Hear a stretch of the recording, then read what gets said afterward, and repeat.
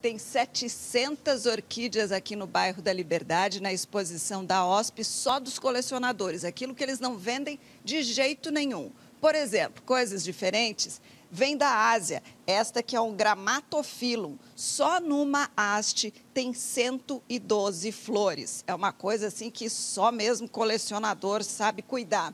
Por falar em quantidade de flor, dá uma olhada nessa Brassulélio Cattleya, com essa cor meio rosa, meio lilás, super cheirosa, tem cerca de 15 anos, é uma mistura de várias espécies brasileiras.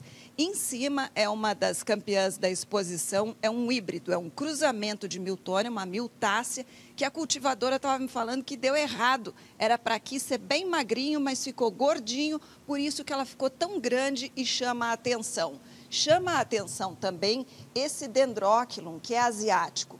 As flores parecem pérolas penduradinhas num colar. Como tem 50 hastes, estão aí 3.000 flores pedindo para ser polinizadas pelos insetos. Embaixo a gente vê uma Miltônia moreliana, que é brasileira, típica do Espírito Santo, está maravilhosa, parece um veludo com essa cor meio uva, meio vinho. Eu tenho uma em casa cultivada em pedaço de madeira. Super diferente também da Ásia, esse Bulbophyllum, que parece uma margarida. Isso que sacode assim, lembrando uma pétala, na verdade, cada fiozinho é uma flor independente. São 15 flores, coisas da Ásia. Mas também tem orquídea bem pequenininha e muitas outras. Só nesse andar de cima são 700 orquídeas e algumas orquídeas são cultivadas direto na terra, como as Paphiopedilums, conhecidas como sapatinhos, ou os cimbídeos, que gostam de terra porosa e não adianta amarrar em árvore que elas não grudam.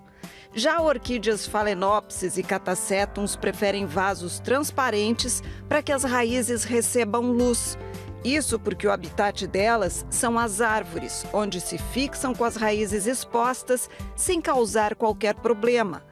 A maioria das que estão à venda tem este comportamento, por isso vão bem em pedaços de troncos que podem ser comprados em casas especializadas.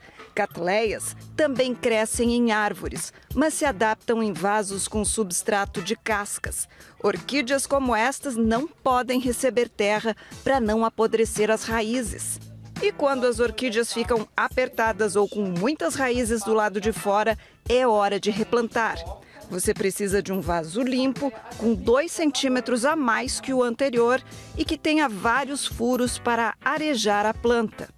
No fundo, para a drenagem, pode usar brita, mas é mais ecológico aproveitar cacos de vasos quebrados ou pedaços de isopor. Essa dica vale para qualquer planta e é custo zero. Já essas bolinhas de argila expandida, risque do seu caderninho porque fazem mal às orquídeas. O substrato é uma mistura de casca de pinos e de coco e carvão. Há tamanhos diferentes conforme o tamanho da planta, mas tem sempre que ser esterilizado para evitar fungos e bactérias. Para dar umidade, esfagno, um musgo que absorve muita água e dura em média 1 ano. A orquidófila Creusa Miller começa o replantio cortando as partes secas da planta com tesoura esterilizada. Outra coisa que é importante tirar é essa espata seca. Por quê? Porque aqui atrás se acumulam os bichinhos, insetos, pulgões, conchonilha. Então a gente limpa, tira e é sempre depois da floração que ela cede. Tá bem fácil. Depois, Creusa retira a planta do vaso. Vamos tirar. Ela vai sair inteirinha. O substrato antigo sai fácil com um palito. Ela corta as raízes velhas, que são escuras e secas. No vaso novo, 1/3 é preenchido com isopor para drenagem. E por cima, um pouco de substrato grosso, que ajuda a segurar a planta. A fixação também é feita com hastes de bambu. Se ela não fica firme, o que acontece? Ela tomba, ela não vai enraizar rapidamente, ela vai se sentir insegura. Então a planta precisa estar bem firme e segura no vaso. As hastes são amarradas com um plástico em forma de 8 para não apertar a planta.